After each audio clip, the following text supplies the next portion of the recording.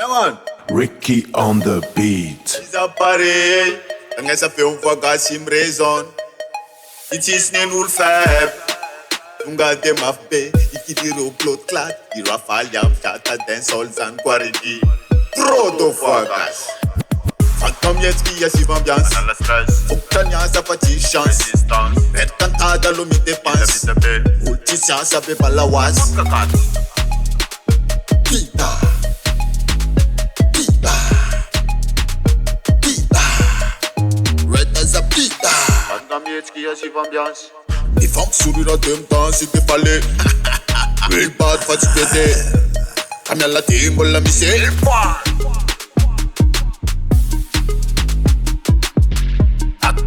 Hatuna turakare unanangana kwa nazi.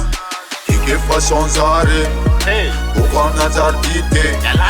Fuwa mandenga be. Ifamamu kwa yabani yano. Ide fadozi karamfili. Manofa kushansa ngira plot. Will sigma bis vitamin. Shata tensor nina na wo. Na yelang na eng na tunganfa.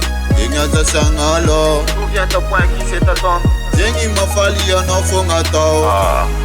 Nasakara fula na fest. Sobea na wazam stress. Timenti ya vyam now. Zira angata now.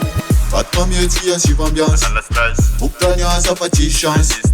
Restania sa lomi dépense. Uptisia sa be falawas. Ano mga tinga za we falaf kaza tek fazambula ngat game. Mana mga fatani ndeki maleng katani shem. Le pangarati matakatani takatai. C'est pas de la chance, c'est du travail. Kitch kafona timenti mitinzala. Zengi na fafi no jinzai. Batman.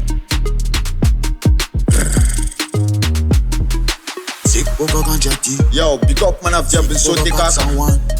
Man af un BZK. Man af nan boumandam na. Yeah, Zeddy Zanka 7h6. Tumbo paska so te mamain. Listen. Ricky on the beat.